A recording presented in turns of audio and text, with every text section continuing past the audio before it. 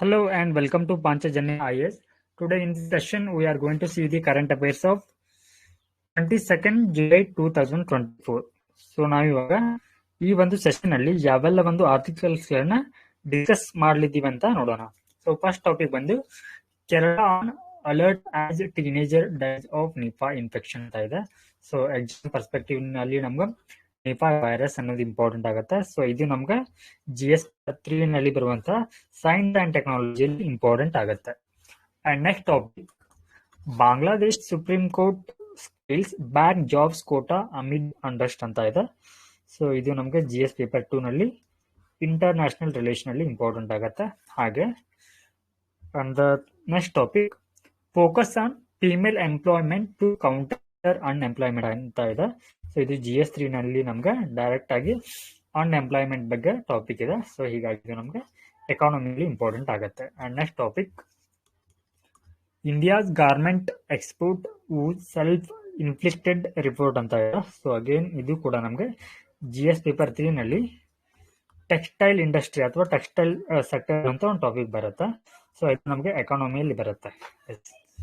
And next topic, bail cannot be denied on ground of serious charges ಅಂತ ಇದೆ. So ಇಲ್ಲಿ supreme court ಹೇಳಿರುವಂತ ಈ statement ಇದು. So ಇದು ನಮ್ಗೆ GS ಪೇಪರ್ 2 ನಲ್ಲಿ ಪಾಲಿಟಿ ಅಂಡ್ ಗವರ್ನೆನ್ಸ್ ನಲ್ಲಿ ಇಂಪಾರ್ಟೆಂಟ್ ಆಗತ್ತೆ. ಅಂದ್ರೆ ನಮ್ಗೆ ಪೊಲೀಸ್ ರಿಫಾರ್ಮ್ಸ್ ಅಂತ ಬರುತ್ತೆ. ಹಾಗೆ ಬೇಲ್ ರಿಲೇಟೆಡ್ ಆಗಿರುವಂತ ಕೆಲವೊಂದಿಷ್ಟು ಟಾಪಿಕ್ಸ್ ನಾವಿಲ್ಲಿ ಸ್ಟಡಿ ಮಾಡ್ತೀವಿ. ಸೊ ಹೀಗಾಗಿ ನಮ್ಗೆ ಇದು ಇಂಪಾರ್ಟೆಂಟ್ ಆಗತ್ತೆ. And last topic, India is moving ahead with vision of development and heritage ಅಂತ ಇದೆ. ಸೊ ಇದು ನಮ್ಗೆ GS ಪೇಪರ್ 1 ನಲ್ಲಿ ಬರುವಂತ ಆರ್ಟ್ ಅಂಡ್ ಕಲ್ಚರ್ ನಲ್ಲಿ ಇಂಪಾರ್ಟೆಂಟ್ ಆಗುತ್ತೆ. ಎಸ್, ಸೊ ನಾವು ಇವಾಗ ಈ ಒಂದು ಆರ್ಟಿಕಲ್ಸ್ ಗಳನ್ನ ಇನ್ ಡೀಟೇಲ್ ಆಗಿ ನೋಡ್ತಾ ಹೋಗೋಣ. ಸೊ ಅದಕ್ಕಿಂತ ಮುಂಚೆ ನಿನ್ನೆ ಕ್ಲಾಸ್ ಅಲ್ಲಿ ನಾವು ಡಿಸ್ಕಷನ್ ಮಾಡಬೇಕಾಗಿದ್ರೆ ಇಲ್ಲಿ ನೀತಿ ಆಯೋಗದ ಬಗ್ಗೆ, ಓಕೆ, ಅಂದ್ರೆ ನೀತಿ ಆಯೋಗದ ಫಾರ್ಮರ್ ವೈಸ್ ಚೇರ್ಮನ್ ಅವರನ್ನ ಈ 16th ಫೈನಾನ್ಸ್ ಕಮಿಷನ್ ನ ಚೇರ್ಮನ್ ಆಗಿ ಅಥವಾ ಹೆಡ್ ಆಗಿ ಏನ್ ಮಾಡಿದ್ದಾರೆ, ಆಯ್ಕೆನ ಮಾಡಿದ್ದಾರೆ. ಸೊ ಈ ಹಿನ್ನೆಲೆಯಲ್ಲಿ ನಾನು ನಿಮ್ಗೆ ನೀತಿ ಆಯೋಗದ ಹೆಡ್ ಯಾರಾಗಿರ್ತಾರೆ ಅಥವಾ ಚೇರ್ಮನ್ ಯಾರಾಗಿರ್ತಾರೆ ಅಂತ ಒಂದು ಕ್ವಶನ್ ಕೇಳಿದ್ದೆ. ಸೊ ಅದಕ್ಕೆ ವಿದ್ಯಾಶ್ರೀ ಅವರು ಹಾಗೆ ಅಮರ್ ಅವರು ಇಲ್ಲಿ ಪ್ರೈಮ್ ಮಿನಿಸ್ಟರ್ ಅಂತ ಹೇಳಿದ್ದಾರೆ. ಎಸ್, ಸೊ ಇಲ್ಲಿ ನೀತಿ ಆಯೋಗದ ಹೆಡ್ ಯಾರಾಗಿರ್ತಾರೆ ಅಂತಂದ್ರೆ ಇಲ್ಲಿ ಅಥವಾ ಚೇರ್ಮನ್ ಯಾರಾಗಿರ್ತಾರೆ, ಪ್ರಧಾನ ಮಂತ್ರಿಗಳಾಗಿರ್ತಾರೆ. ಸೊ ಇವಾಗ 2014-15ರಲ್ಲಿ ಏನು ನೀತಿ ಆಯೋಗ ಅದರ ಮೊದಲ ವೈಸ್ ಚೇರ್ಮನ್ ಆಗಿ ಆಯ್ಕೆ ಆಗಿರ್ತಾರೆ ಅಂತಂದ್ರೆ ಅಲ್ಲಿ ಅರವಿಂದ್ ಪನಾಗರಿಯಾ ಅವರು ಆಯ್ಕೆ ಆಗಿರ್ತಾರೆ. ಅರವಿಂದ್ ಪನಾಗರಿಯಾ. ಸೊ ಅವರನ್ನ ಇವಾಗ ಮತ್ತೆ ಈ 16ನೇ ಹಣಕಾಸು ಆಯೋಗದ ಅಧ್ಯಕ್ಷರನ್ನಾಗಿ ಮಾಡಲಾಗಿದೆ. ಎಸ್, ಸೊ ಇವಾಗ ಆರ್ಟಿಕಲ್ಸ್ ಗಳನ್ನ ನೋಡೋಣ. ಸೊ ಏನಿದು ಫಸ್ಟ್ ಒಂದು ಟಾಪಿಕ್ ಅಂತಂದ್ರೆ Kerala on alert as teenager days of Nipah infection ಅಂತ ಇದೆ. ಸೊ ಇಲ್ಲಿ ಕೇರಳದಲ್ಲಿ ಏನಾಗಿದೆ ಅಂತಂದ್ರೆ ಇಲ್ಲಿ ನಿಪಾ ಇನ್ಫೆಕ್ಷನ್ ಅಂದ್ರೆ ಇದಕ್ಕೆ ನಿಪಾ ವೈರಸ್ ನಿಂದ ಏನಾಗಿದೆ, ಈ ಸೋಂಕಿನಿಂದ ಟೀನೇಜರ್, ಓಕೆ, ತರುಣ ಏನಾಗಿದೆ ಅಂತ ಇಲ್ಲಿ ಸಾವನ್ನಪ್ಪಿದ್ದಾನೆ. ಸೊ ಹೀಗಾಗಿ ಅಲ್ಲಿ ಏನ್ ಮಾಡಲಾಗಿದ್ದಾರೆ, ಹೈ ಅಲರ್ಟ್ ಅನ್ನ ಅಥವಾ ಅಲರ್ಟ್ ಅನ್ನ ಘೋಷಣೆ ಮಾಡಿದ್ದಾರೆ. ಸೊ ಎಕ್ಸಾಮ್ ಪರ್ಸ್ಪೆಕ್ಟಿವ್ ಇಲ್ಲಿ ನಮ್ಗೆ ಏನ್ ಇಂಪಾರ್ಟೆಂಟ್ ಅಂತಂದ್ರೆ ಇಲ್ಲಿ ನಿಪಾ ವೈರಸ್ ಬಗ್ಗೆ ತಿಳ್ಕೊಳ್ಬೇಕಾಗಿದ್ದು. ಓಕೆ, ಸೊ ಏನಿದೆ ನಿಪಾ ವೈರಸ್ ಅಂತಂದ್ರೆ ಇದನ್ನ ನಾವು ಜುನೋಟಿಕ್ ವೈರಸ್ ಅಂತ ಕರಿತೀವಿ ಅಥವಾ ಜುನೋಟಿಕ್ ಡಿಸೀಸಸ್ ಅಂತ ಕರಿತೀವಿ. ಯಾಕೆ ಏನಿದೆ ಜುನೋಟಿಕ್ ಅಂತಂದ್ರೆ ಇದರ ಅರ್ಥ, ಇದು ಪ್ರಾಣಿಗಳಿಂದ ಮನುಷ್ಯರಿಗೆ ಹರಡುವಂತದ್ದು. ಪ್ರಾಣಿಗಳಿಂದ ಮನುಷ್ಯರಿಗೆ ಹರಡಿದರೆ ಅದನ್ನ ಅಂತಹ ಕಾಯಿಲೆಗಳನ್ನ ನಾವೇನಂತ ಕರಿತೀವಿ, ಜುನೋಟಿಕ್ ಡಿಸೀಸಸ್ ಅಂತ ಕರಿತೀವಿ. ಓಕೆ, ಎಸ್, ಸೊ ಇದು ಯಾವ ರೀತಿ ಹರಡತ್ತಂತಂದ್ರೆ ಇದು ಡೈರೆಕ್ಟ್ ಕಾಂಟ್ಯಾಕ್ಟ್ ಅಂದ್ರೆ ನೇರ ಸಂಪರ್ಕಕ್ಕೆ ಬಂದಾಗ. ಯಾವ ರೀತಿ ನೇರ ಸಂಪರ್ಕಕ್ಕೆ ಬಂದಂತಂದ್ರೆ ಇಲ್ಲಿ the infection can occur through the direct contact with infected animals. ಅಂದ್ರೆ ಸೋಂಕಿತ ಈ ಒಂದು ವೈರಸ್ ಇರುತ್ತಲ್ವಾ, ಈ ವೈರಸ್ ನ ಸೋಂಕಿಗೆ ಒಳಗಾದಂತ ಯಾವುದೇ ಒಂದು ಅನಿಮಲ್ಸ್ ಆಗಿರ್ಬೋದು. ಅನಿಮಲ್ಸ್ ಅಂದ್ರೆ ಯಾವ್ದು ಬರುತ್ತೆ, ಇಲ್ಲಿ ಬ್ಯಾಟ್ಸ್ ಬರುತ್ತೆ ಆರ್ ಪಿಗ್ಸ್ ಬರುತ್ತೆ. ಓಕೆ, ಸೊ ಇದಕ್ಕೆ ಬ್ಯಾಟ್ಸ್ ಗೆ ನಾವು ನ್ಯಾಚುರಲ್ ಹೋಸ್ಟ್ ಅಂತ ಕರಿತೀವಿ, ಅಂದ್ರೆ ಮನುಷ್ಯರಿಗೆ ಟ್ರಾನ್ಸ್ಮಿಟ್ ಆಗುವಂತದ್ದು. ಸೊ ಈ ಒಂದು ಫ್ರೂಟ್ ಬ್ಯಾಟ್ ಅಂತ ಕೂಡ ಕರೀತಾರೆ ಇದಕ್ಕೆ, ಫ್ರೂಟ್ ಬ್ಯಾಟ್. ಸೊ ಇವುಗಳಿಂದ ಮನುಷ್ಯರಿಗೆ ಹರಡುತ್ತೆ ಅಥವಾ ಹಂದಿಗಳಿಂದ ಕೂಡ ಈ ಒಂದು ಕಾಯಿಲೆ ಹರಡುತ್ತೆ. ಸೊ ಇದಂದ್ರೆ ನೇರವಾಗಿ ಇವುಗಳ ಸಂಪರ್ಕಕ್ಕೆ ಬಂದಾಗ, ಫಾರ್ ಎಕ್ಸಾಂಪಲ್ ಇವಾಗ ಸಾಕು ಹಂದಿಗಳಿರುತ್ತೆ, ಅವುಗಳ ಸಂಪರ್ಕಕ್ಕೆ ಬಂದಾಗ ಮಾನವರಿಗೆ ಹರಡುವಂತ ಚಾನ್ಸಸ್ ಕೂಡ ಇರುತ್ತೆ.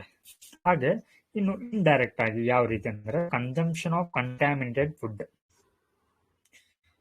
ಸೊ ಕಂಟ್ಯಾಮಿನೇಟೆಡ್ ಫುಡ್ ಅಂತಂದ್ರ ಇನ್ ಕೇಸ್ ಇವಾಗ ಏನಾದ್ರೂ ಬಾವ್ಲಿ ಅನ್ನೋದು ಅಥವಾ ಈ ಪಿಗ್ ಅನ್ನೋದು ಯಾವ್ದಾದ್ರು ಒಂದು ಅಥವಾ ಹಣ್ಣನ್ನ ಕಚ್ಚಿರತ್ತೆ ಅಂತ ಅನ್ಕೋಣ. ಸೊ ಅದು ಕಚ್ಚಿದಾಗ ಅದರ ಒಂದು ಸಲೈವ ಅಥವಾ ಜೊಲ್ಲು ಅಂತ ಕರಿತೀವಲ್ವಾ, ಸೊ ಅದಕ್ಕೇನಾದ್ರೂ ಅದು ಸೇರ್ಕೊಂಡಿದ್ರೆ ಅದನ್ನ ಮಾನವರು ಸೇವಿಸಿದ್ರೆ ಸೊ ಅದರಿಂದ ಏನಾಗುತ್ತೆ, ಅದು ಮಾನವರಿಗೆ ಹರಡತ್ತೆ. ಓಕೆ, ಸೊ ಇದು ಒಬ್ಬನಿಗೆ ಹರಡಿದಾಗ ಅದು ಕಮ್ಯುನಿಟಿ ಸ್ಪ್ರೆಡ್ ಆಗುವಂತ ಚಾನ್ಸ್ ಕೂಡ ಇರುತ್ತೆ. ಅಂದ್ರೆ ಅದು ಒಂದ್ ರೀತಿ ಸಾಂಕ್ರಾಮಿಕ ಕಾಯಿಲೆ ತರ ಇನ್ನೊಬ್ರಿಗೆ ಕೂಡ ಹರಡತ್ತೆ. ಸೊ ಈ ವೈರಸ್ ಅನ್ನೋದು ಏನಿದೆಲ್ವಾ, ಇದು ನಿಪಾ ವೈರಸ್, ಇದು RNA ವೈರಸ್ ಆಗಿದೆ. RNA virus. ಸೊ ಇದಕ್ಕೆ ಟೆಸ್ಟಿಂಗ್ ಯಾವ ರೀತಿ ಮಾಡ್ತಾರೆ ಅಂತಂದ್ರೆ, ಈ ಕಾಯಿಲೆ ಏನಾದ್ರೂ ಕಂಡು ಬಂದಾಗ ಇದರ ಟೆಸ್ಟಿಂಗ್ ಅನ್ನ ಪಾಲಿಮರೈಸ್ ಚೈನ್ ರಿಯಾಕ್ಷನ್ ಅಂತ, ಸೊ ಇದರ ಮೂಲಕ ಪತ್ತೆ ಮಾಡ್ತಾರೆ. ಹಾಗೆ ಇಲಿಸಾ ಟೆಸ್ಟ್ ಅನ್ನು ಕೂಡ ಬರುತ್ತೆ. ಹಾಗೆ SNT ಟೆಸ್ಟ್, ಈ ಮೂರು ಒಂದು ಟೆಸ್ಟ್ ಗಳ ಮೂಲಕ ಸೊ ಇಲ್ಲಿ ನಿಪಾ ವೈರಸ್ ಇರೋದನ್ನ ಏನ್ ಮಾಡಲಾಗುತ್ತೆ, ದೃಢೀಕರಿಸಲಾಗತ್ತೆ. ಸೊ ಈ ಒಂದು ಡಯಾಗ್ರಾಮ್ ಅಲ್ಲಿ ನೀವು ನೋಡಬಹುದು ಯಾವ ರೀತಿ ಇದು ಸ್ಪ್ರೆಡ್ ಆಗತ್ತೆ ಅಂತ. ಇಲ್ಲಿ ಇನಿಷಿಯಲ್ ಆಗಿ ಇದಕ್ಕೆ ಮೊದಲು ಏನಿರುತ್ತೆ ಅಂತಂದ್ರೆ ಇದಕ್ಕೆ ನಿಪಾ ಅನ್ನುವಂತ ಸೋಂಕು ತಗಲಿರುತ್ತೆ. ಸೊ ಯಾವ್ದಕ್ಕೆ, ಈ ಬಾವ್ಲಿಗೆ. ಓಕೆ, ಈ ಬಾವ್ಲಿ ಏನ್ ಮಾಡತ್ತೆ, ಸೊ ಇನ್ ಕೇಸ್ ಇಲ್ಲಿ ಯಾವ್ದಾದ್ರು ಹಣ್ಣನ್ನ ಅರ್ಧ ಕಚ್ಚಿ ಬಿಟ್ಟಾಗ ಅಥವಾ ಅದರ ಸಂಪರ್ಕಕ್ಕೆ, ಹಣ್ಣಿಗೆ ಏನಾದ್ರೂ ಸಂಪರ್ಕಕ್ಕೆ ಬಂದಾಗ ಅದರ ಸಲೈವ ಅದಕ್ಕೆ ಟಚ್ ಆದ್ರೆ, ಓಕೆ, ಅದರಲ್ಲಿ ಸೇರಿದ್ರೆ ಸೊ ಅದನ್ನ ಸೇವಿಸಿದಂತ ಮಾನವರಿಗೆ ಇದೊಂದು ಏನಾಗತ್ತೆ, ಕಾಯಿಲೆ ಹರಡತ್ತೆ. ಹಾಗೆ ಹಂದಿಗಳಿಗೂ ಕೂಡ, ಸಾಕು ಹಂದಿಗಳ ಸಂಪರ್ಕಕ್ಕೆ ಬಂದಾಗ ಅದು ನೇರವಾಗಿ ಮನುಷ್ಯನಿಗೆ ಹರಡುವಂತ ಚಾನ್ಸಸ್ ಇರುತ್ತೆ. ಸೊ ನೆಕ್ಸ್ಟ್ ಇಲ್ಲಿ ಇದು ಒಬ್ಬ ವ್ಯಕ್ತಿಯಿಂದ ಹಲವಾರು ಜನರಿಗೆ ಹರಡುವಂತ ಚಾನ್ಸಸ್ ಕೂಡ ಇರುತ್ತೆ. ಸೊ ಇದಕ್ಕೆ ಟ್ರೀಟ್ಮೆಂಟ್ ಅಂತ ನೋಡೋದಾದ್ರೆ, ಸೊ ಇಲ್ಲಿ ಫರ್ಟಿಲಿಟಿ ರೇಟ್ ಅಂದ್ರೆ ಸಾವಿನ ದರ. ಫಸ್ಟ್ ಒನ್ ಇಲ್ಲಿ ನಾವೀಗ ಈ ಕಾಯಿಲೆ ಏನಾದ್ರೂ ಬಂದಿದ್ರೆ, ಓಕೆ, ಸೋಂಕಿತರಿಗೆ ಏನಾದ್ರೂ ಬಂದಲ್ಲಿ ಅವರ ಸಾಯುವ ಪ್ರಮಾಣ ಅಂದ್ರೆ ಫರ್ಟಿಲಿಟಿ ರೇಟ್ ಅಂತ ಕರೀತಾರೆ ಅದಕ್ಕೆ. ಸೊ ಇದು ವೆರಿ ಹೈ ಇರುತ್ತೆ, ಅಂದ್ರೆ ತುಂಬಾ ಸಾಯುವಂತ ಚಾನ್ಸಸ್ ಇಲ್ಲಿ ಬಹಳ ಇರುತ್ತೆ. ಸೊ ಇದಕ್ಕೆ ಇಲ್ಲಿಯವರೆಗೆ ಯಾವುದೇ ಒಂದು ವ್ಯಾಕ್ಸಿನ್ ಅನ್ನ ಅಥವಾ ನೌನ್ ಟ್ರೀಟ್ಮೆಂಟ್ ಅನ್ನ ಕಂಡುಹಿಡಿದಿಲ್ಲ. ಅದರ ಜೊತೆಗೆ ಇಲ್ಲೊಂದಿಷ್ಟು ಏನ್ ಮಾಡ್ಲಾಗ್ತದೆ ಅಂತಂದ್ರೆ, ಇಲ್ಲಿ ಕೆಲವೊಂದಿಷ್ಟು ಔಷಧಿಗಳನ್ನ ರಿಬಾವೈರಿನ್ ಅಂತ ಔಷಧಿಗಳನ್ನು ಕೂಡ ಇಲ್ಲಿ ಬಳಕೆನ ಮಾಡ್ತಾರೆ. ಸೊ ಈ ಕಾಯಿಲೆ ಕಾಣಿಸಿಕೊಂಡವರಲ್ಲಿ ಸುಮಾರು ಇವರ ಒಂದು ಫರ್ಟಿಲಿಟಿ ರೇಟ್ ಎಷ್ಟಿರುತ್ತೆ ಅಂದ್ರೆ 40 to 75% ಇರುತ್ತೆ. ಅಂದ್ರೆ ವೆರಿ ಹೈ ಇರುತ್ತೆ ಸಾವಿನ ಒಂದು ಪ್ರಮಾಣ. ಸೊ ಇದಕ್ಕೆ ಈ ಒಂದು ಕೇರಳದಲ್ಲಿ ಸೊ ಈ ರೀತಿಯ ಒಂದು ಡಿಸೀಸ್ ಸ್ಪ್ರೆಡ್ ಆದಾಗ ಸೊ ಅಲ್ಲಿ ಯಾವೆಲ್ಲ ಒಂದು ಕ್ರಮಗಳನ್ನ ಕೈಗೊಂಡಿದ್ದಾರೆ ಅಂತಂದ್ರೆ, ಇಲ್ಲಿ ಮುಖ್ಯವಾಗಿ ಸೋಷಿಯಲ್ ಡಿಸ್ಟೆನ್ಸ್ ಅನ್ನ ಕಡ್ಡಾಯವಾಗಿ ಮಾಡಿದ್ದಾರೆ. ಸೋಷಿಯಲ್ ಡಿಸ್ಟೆನ್ಸಿಂಗ್, ಸಾಮಾಜಿಕ ಅಂತರವನ್ನ, ಯಾವ ರೀತಿ ಕೋವಿಡ್ ಬಂದಾಗ ಸೊ ಇಲ್ಲಿ ಸಾಮಾಜಿಕ ಅಂತರವನ್ನ ಕಾಯ್ದುಕೊಳ್ಳಲಿಕ್ಕೆ ಏನು ಸರ್ಕಾರ ಆದೇಶವನ್ನ ಮಾಡಿತ್ತಲ್ವಾ, ಸೊ ಅದೇ ರೀತಿ ಕೂಡ ಇಲ್ಲಿ ಕೂಡ ಸೋಷಿಯಲ್ ಡಿಸ್ಟೆನ್ಸಿಂಗ್ ಅನ್ನ ಮ್ಯಾಂಡೇಟರಿ ಮಾಡಿದ್ದಾರೆ. ಹಾಗೆ ಸೋಷಿಯಲ್ ಗ್ಯಾದರಿಂಗ್ ಅನ್ನು ಕೂಡ ಅವಾಯ್ಡ್ ಮಾಡಿದ್ದಾರೆ. ಹಾಗೆ ಸೊ ಇಲ್ಲಿ ಈ ರೀತಿ ಕಾಯಿಲೆ ಕಾಣಿಸಿಕೊಂಡಾಗ ಏನ್ ಮಾಡ್ತಾರೆ ಅಂದ್ರೆ, ಸಾಮಾನ್ಯವಾಗಿ ಜನ ಸೆಲ್ಫ್ ಟ್ರೀಟ್ಮೆಂಟ್ ಅನ್ನು ತೆಗೆದುಕೊಳ್ತಾರೆ. ಓಕೆ, ಸೊ ಅದನ್ನು ಕೂಡ ಆ ರೀತಿ ತೆಗೆದುಕೊಳ್ಳಬಾರ್ದು ಅಂತ ಏನ್ ಮಾಡಿದ್ದಾರೆ, ವಾರ್ನ ಮಾಡಿದ್ದಾರೆ. ಹಾಗೆ ಕೇಂದ್ರ ಸರ್ಕಾರದವರು ಏನ್ ಮಾಡಿದ್ದಾರೆ ಅಂತಂದ್ರೆ, ಈ ಒಂದು ಪ್ರದೇಶಕ್ಕೆ multi member joint outbreak response team ಅನ್ನ ಕಳಿಸಿದೆ ಈ ಒಂದು ಪ್ರದೇಶಕ್ಕೆ. ಅವ್ರು ಏನ್ ಮಾಡ್ತಾರೆ ಅಂತಂದ್ರೆ, ಈ ಒಂದು ಕಾಯಿಲೆನ ಗುಣಪಡಿಸುವಲ್ಲಿ ಅವರಿಗೆ ಟೆಕ್ನಿಕಲ್ ಸಪೋರ್ಟ್ ಅನ್ನ ಸೊ ಇವರು ನೀಡ್ತಾರೆ. ಸೊ ನಾವು ಪದೇ ಏನಂತಂದ್ರೆ, ಈ ನ್ಯೂಸ್ ಪೇಪರ್ಗಳಲ್ಲಿ ನಾವು ಹೆಚ್ಚಾಗಿ ಈ ಒಂದು ನಿಪಾ ವೈರಸ್ ಸೋಂಕು ಅನ್ನೋದು ನಾವು ಕೇರಳದಲ್ಲಿನೇ ಜಾಸ್ತಿ ಕಂಡು ಬರೋದನ್ನ ನೋಡ್ತೀವಿ. ಯಾಕೆ ಈ ಒಂದು ಕೇರಳದಲ್ಲಿನೇ ಯಾಕೆ ಹೆಚ್ಚಾಗಿ ಕಂಡು ಬರುತ್ತೆ ಅಂತಂದ್ರೆ, ಸೊ ಇಲ್ಲಿ ಒಂದಿಷ್ಟು ಪಾಯಿಂಟ್ಸ್ ಗಳನ್ನ ನೋಡಬಹುದು ನೀವು. ಏನಾಗುತ್ತೆ ಅಂದ್ರೆ, ಈ ಒಂದು ಪ್ರದೇಶದಲ್ಲಿ truck carrying vegetables, rice, wheat, cattle, poultry, milk and construction material pass through the daily. So ಈ ಒಂದು ಪ್ರದೇಶಗಳಲ್ಲಿ ಏನಾಗುತ್ತೆ, ಡೈಲಿ ವೆಜಿಟೇಬಲ್ ಗಳಾಗಿರ್ಬೋದು, ಮಿಲ್ಕ್ ಆಗಿರ್ಬೋದು, ಇವುಗಳ ಕುರಿತು ಏನಾಗುತ್ತೆ, ಪ್ರತಿದಿನವೂ ಏನಿರುತ್ತೆ ಸಾಗಾಣಿಕೆ ಅನ್ನೋದು ಕಂಡು ಬರುತ್ತೆ. ಸೊ ಹೀಗಾಗಿ ಈ ಒಂದು ಪ್ರದೇಶಗಳಲ್ಲಿ ಸೊ ಇದು ಸಾಮಾನ್ಯ ಅಂತ ಹೇಳ್ಬೋದು. ಅದರೊಟ್ಟಿಗೆ ಇಲ್ಲಿ ಇನ್ನೊಂದು ಇಂಪಾರ್ಟೆಂಟ್ ಪಾಯಿಂಟ್ ಏನಂತಂದ್ರೆ, ಸೊ ಇಲ್ಲಿ Kerala suspects more Nipah cases for a variety of reasons. So ಇಲ್ಲಿ ಈ ಪ್ರದೇಶಗಳಲ್ಲಿ ಕೇರಳದಲ್ಲಿ ಈ ರೀತಿಯ ಒಂದು ನಿಪಾ ಕೇಸಸ್ಗಳು ಕಂಡು ಬರ್ಲಿಕ್ಕೆ ಮೇನ್ ರೀಸನ್ ಅಥವಾ ಕಾರಣಗಳು ಏನಂತಂದ್ರೆ, including the States more advanced health care system. So ಅಂದ್ರೆ ಈ ಒಂದು ಅಡ್ವಾನ್ಸ್ಡ್ ಹೆಲ್ತ್ ಕೇರ್ ಸಿಸ್ಟಮ್ ಇರೋದ್ರಿಂದ ಏನಾಗತ್ತೆ ಅಂತಂದ್ರೆ, ಇಲ್ಲಿ ನಾವು ಈಜಿಯಾಗಿ ಏನ್ ಮಾಡ್ಬೋದು ಅಂತಂದ್ರೆ, ಸೊ ಈ ಸೋಂಕನ್ನ ಏನ್ ಮಾಡ್ಬೋದು, ಫೈಂಡ್ ಔಟ್ ಪತ್ತೆ ಹಚ್ಚಬಹುದು. Okay, and it's habitus increased awareness. ಅಂದ್ರೆ ಸೊ ಈ ಕಾಯಿಲೆ ಬಗ್ಗೆ ಜನರಿಗೆ ಅರಿವಿರುತ್ತೆ. ಅಂದ್ರೆ ಅವ್ರು ಯಾವ ರೀತಿ ತಿಳ್ಕೊತಾರೆ, ಆ ಒಂದು ಸೋಂಕಿನ ಗುಣ ಏನಾದ್ರೂ ತಮ್ಗೆ ಬಂದಿದ್ರೆ ಸೊ ಅವ್ರು ಏನ್ ಮಾಡ್ತಾರೆ, ಇಮಿಡಿಯೇಟ್ ಆಗಿ ಸೊ ಹೆಲ್ತ್ ಡಿಪಾರ್ಟ್ಮೆಂಟ್ ಒಂದು ಸಹಾಯವನ್ನು ಪಡಿತಾರೆ. ಸೊ ಹೀಗಾಗಿ ಈ ಒಂದು ಪ್ರದೇಶದಲ್ಲಿ ಏನಾಗ್ತಾ ಇದೆ, ಸೊ ಈ ಒಂದು ಪ್ರಕರಣಗಳು ಹೆಚ್ಚಿಗೆ ಆಗ್ತಿರೋದನ್ನ ನಾವು ಇಲ್ಲಿ ನೋಡಬಹುದು. ಎಸ್, ನಾವು let us see the next topic. Bangladesh supreme court scales back job quota amid unrest ಅಂತ ಇದೆ. ಸೊ ಇಲ್ಲಿ ಇತ್ತೀಚೆಗೆ ಏನಾಗಿದೆ ಅಂತಂದ್ರೆ, ಬಾಂಗ್ಲಾದೇಶದಲ್ಲಿ ಈ ಮೀಸಲಾತಿಯನ್ನ, ಓಕೆ, ಸರ್ಕಾರಿ ಒಂದು ಉದ್ಯೋಗದಲ್ಲಿ ನೀಡಲಾಗಿರುವಂತ ಮೀಸಲಾತಿಯನ್ನ ರದ್ದು ಮಾಡಬೇಕಂತ ಏನ್ ಮಾಡ್ತಾ ಇದ್ದಾರೆ, ಇಲ್ಲಿ ಸ್ಟೂಡೆಂಟ್ಸ್ ಪ್ರೊಟೆಸ್ಟ್ ಅನ್ನ ಮಾಡ್ತಾ ಇದ್ದಾರೆ. ಸೊ ಈ ಹಿನ್ನೆಲೆಯಲ್ಲಿ ನಾವು ಯಾಕೆ ಈ ಒಂದು ಪ್ರೊಟೆಸ್ಟ್ ಏನು, ಈ ತರ ಒಂದು ಹಿನ್ನೆಲೆ ಏನು ಅನ್ನೋದನ್ನ ತಿಳ್ಕೊಳ್ಳೋಣ. ಸೊ ಇಲ್ಲಿ ಮೊದಲನೇದಾಗಿ, ಸೊ ಇತ್ತೀಚೆಗೆ ಈ ಹೈಕೋರ್ಟ್ ಒಂದು ಬಾಂಗ್ಲಾದ ಒಂದು ಹೈಕೋರ್ಟ್ ಏನ್ ಮಾಡತ್ತೆ ಅಂತಂದ್ರೆ, ಇಲ್ಲಿ ಗೌರ್ಮೆಂಟ್ ಆರ್ಡರ್ ನ ಸ್ಟ್ರಕ್ ಡೌನ್ ಮಾಡತ್ತೆ, ಅಂದ್ರೆ ರದ್ದುಗೊಳಿಸತ್ತೆ. ಸೊ ಗೌರ್ಮೆಂಟ್ ಆರ್ಡರ್ ನ ಏನ್ ಮಾಡತ್ತೆ, ಇಲ್ಲಿ ಸ್ಟ್ರಕ್ ಡೌನ್ ಮಾಡತ್ತೆ, ಅಂದ್ರೆ ರದ್ದುಗೊಳಿಸತ್ತೆ.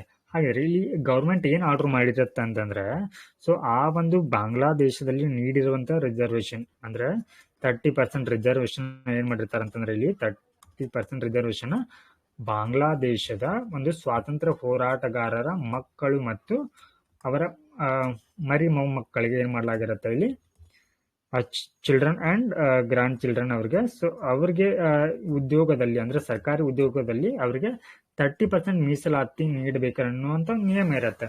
ಓಕೆ, ಸೊ ಈ 30% ಒಂದು ರಿಸರ್ವೇಶನ್ ಸೇರಿ ಬಾಂಗ್ಲಾದೇಶದಲ್ಲಿ ಎಷ್ಟು ಮೀಸಲಾತಿ ಇದೆ ಅಂತಂದ್ರೆ 56% ಮೀಸಲಾತಿ ಇದೆ, ಅಂದ್ರೆ ರಿಸರ್ವೇಶನ್ ಇದೆ. ಸೊ ಇದರಲ್ಲಿ 30% ಈ ಒಂದು ಫ್ರೀಡಮ್ ಫೈಟರ್ಸ್ ಅವರ ಚಿಲ್ಡ್ರನ್ ಅಂಡ್ ಗ್ರ್ಯಾಂಡ್ ಚಿಲ್ಡ್ರನ್ ಅವ್ರಿಗೆ ಹೋಗುತ್ತೆ. ಸೊ ನೆಕ್ಸ್ಟ್ ಇಲ್ಲಿ 10% ಅಂತಂದ್ರೆ ಇದು ಬ್ಯಾಕ್ವರ್ಡ್ ಒಂದು ಡಿಸ್ಟಿಕ್ ನವರಿಗೆ, ಹಾಗೆ 10% ವುಮನ್ಗಿದೆ, ಹಾಗೆ 5% ಟ್ರೈಬಲ್ ಪಾಪ್ಯುಲೇಷನ್ಗೆ ಇದೆ, ಹಾಗೆ 1% ಇಲ್ಲಿ ಫಿಸಿಕಲಿ ಡಿಸೇಬಲ್ಡ್ ಪರ್ಸನ್ಗೆ ಇರುತ್ತೆ. ಓಕೆ, ಸೊ ಇಲ್ಲಿ ಇಶ್ಯೂ ಏನಾಗಿರೋದು ಅಂತಂದ್ರೆ, ಈ 30% ಏನ್ ರಿಸರ್ವೇಶನ್ ಇದೆ ಅಲ್ವಾ, ಸೊ ಇಲ್ಲಿ ಏನಾಗ್ತಾ ಇದೆ, ಇಲ್ಲಿ ಅಕ್ರಮ ಅನ್ನೋದು ಕಂಡು ಬರ್ತಾ ಇದೆ. ಯಾವ ರೀತಿ ಅಕ್ರಮ ಅಂತಂದ್ರೆ, ಅಂದ್ರೆ ಈ ಒಂದು ಕೋಟಾದಲ್ಲಿ ಉದ್ಯೋಗ ಪಡೆಯುವರು, ಸೊ ಅವರಿಗೆ ರೈಟ್ ಪರ್ಸನ್ ಆಗಿರೋದಿಲ್ಲ, ಆ ಒಂದು ಉದ್ಯೋಗಕ್ಕೆ ಸರಿಯಾದ ಅರ್ಹತೆನ ಅವರು ಹೊಂದಿಲ್ಲ. ಹಾಗೆ ಸೊ ಇದನ್ನ ಮಿಸ್ಯೂಸ್, ಅಂದ್ರೆ ಇವಾಗ ಫಾರ್ ಎಕ್ಸಾಂಪಲ್ ಇವಾಗ ರೂಲಿಂಗ್ ಪಾರ್ಟಿ ಇದೆ ಅಲ್ವಾ, ಆ ಒಂದು ರೂಲಿಂಗ್ ಪಾರ್ಟಿಯ ಮೆಂಬರ್ಗಳು ಏನ್ ಮಾಡ್ತಾ ಇದ್ದಾರೆ ಅಂತಂದ್ರೆ, ಈ ಒಂದು ಕೋಟಾದ ಹುದ್ದೆಗಳನ್ನ ಅವರೇ ಏನ್ ಮಾಡ್ತಾ ಇದ್ದಾರೆ, ಪಡಿಕೊಳ್ತಾ ಇದ್ದಾರೆ. ಸೊ ಹೀಗಾಗಿ ಇದಕ್ಕೆ ಏನಂತಂದ್ರೆ ವಿರೋಧ ಇದೆ, ಈ ರೀತಿಯ ಒಂದು ರಿಸರ್ವೇಶನ್ಗೆ ವಿರೋಧವಿದೆ. ಓಕೆ, ಸೊ ಈ ರೀತಿಯ ಒಂದು ರಿಸರ್ವೇಶನ್ 30% ರಿಸರ್ವೇಶನ್ ಈ ಫ್ರೀಡಮ್ ಫೈಟರ್ ಮಕ್ಕಳಿಗೆ ಮತ್ತು ಮೊಮ್ಮಕ್ಕಳಿಗೆ ನೀಡಬೇಕಂತ. ಸೊ ಇದನ್ನ ಫಸ್ಟ್ ಯಾರು ಈ ಒಂದು ನಿಯಮವನ್ನು ಜಾರಿಗೆ ತರ್ತಾರಂತಂದ್ರೆ, ಇದನ್ನ 1970ರಲ್ಲಿ ಸೊ ಇಲ್ಲಿ ಮಿಸ್ಟರ್ ಮುಜಿಬಿರ್ ಅಂತ ಬರ್ತಾರೆ. ಓಕೆ, ಸೊ ಮುಜಿಬಿರ್ ಅಂತಂದ್ರೆ ಇವರನ್ನ ಬಾಂಗ್ಲಾದೇಶದ